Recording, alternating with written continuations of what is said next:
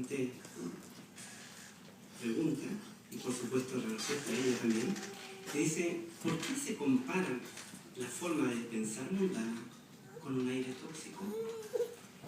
La fuente es investigación propia y es el hermano Luis Andrés Rocha que nos responde esta pregunta.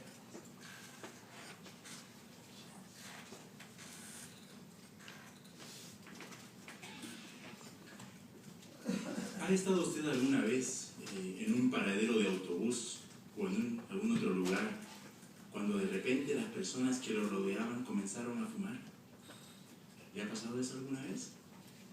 ¿Cómo se sentía usted ahí en medio de oliendo el humo y la nicotina? ¿Verdad que es desagradable tener que respirar el aire así tóxico, contaminado con el humo del cigarro?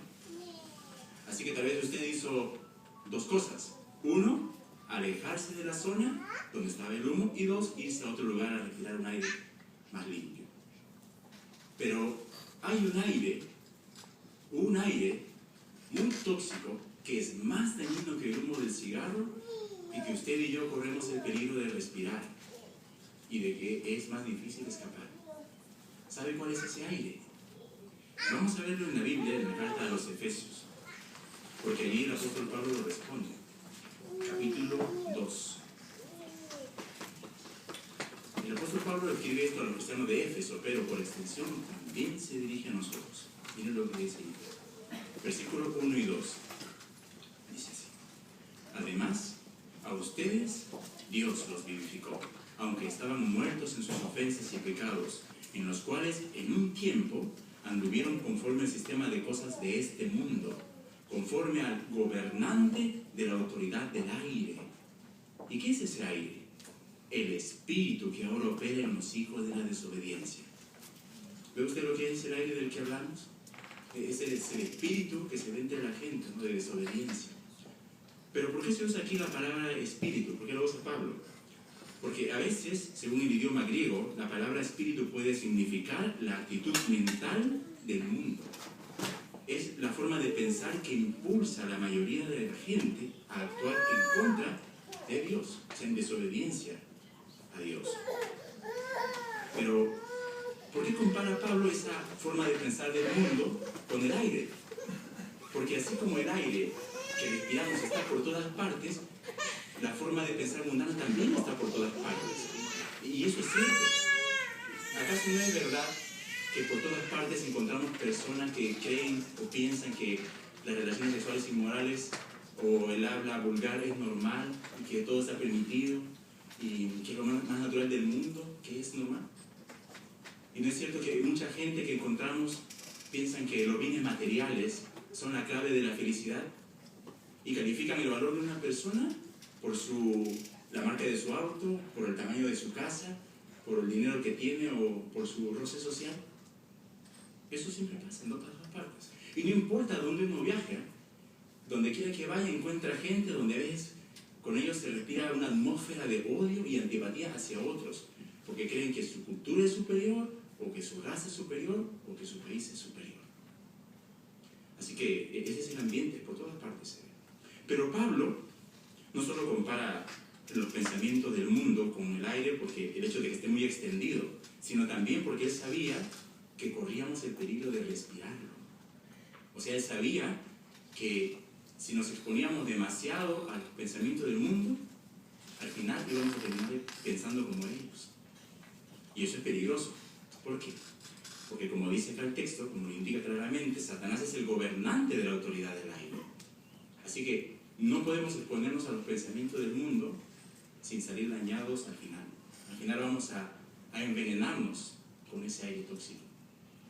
Así que, ¿qué podemos hacer para que esto no ocurra? Bueno, podríamos hacer lo que hacen muchos cuando están en una zona de fumadores. Alejarse de allí e irse a otro lugar a respirar aire limpio. Así que tenemos que alejarnos de todo lo que nos pueda exponer a los pensamientos del mundo. Una revista decía, para eso debemos vigilar las compañías que tenemos, las películas que vemos y los libros que leemos. Por supuesto, también tenemos que cuidar la música que escuchamos y las páginas de internet que visitamos. Eso es importante para protegernos. Y también ir a otro lugar a respirar aire limpio. Y dígame, ¿No son las reuniones de congregación como esta, espiritualmente hablando, el lugar más limpio del planeta? Podemos decir que sí. Por eso es importante ser regulares en las reuniones para poder llenar nuestros pulmones, por decirlo así, espirituales, con la verdad. Y eso va a contrarrestar un poco ese aire del mundo que respiramos, porque a veces es imposible no respirar aunque sea un poquito.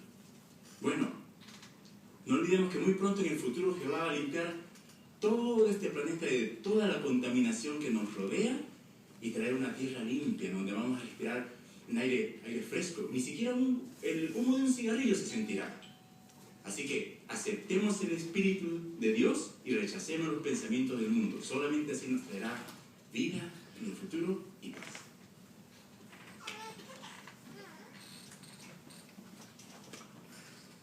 Gracias, hermano Roche, por la interesante exposición e ilustración.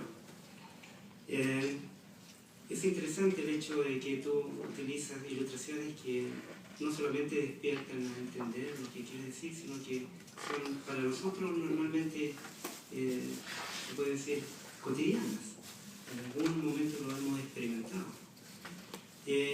Importantísimo por el hecho de que eso nos lleva a ponernos en la situación y a entender de forma clara que el pensamiento clave que tú querías entender para dar una respuesta a esta interesante pregunta, ¿no? Este aire tóxico del mundo.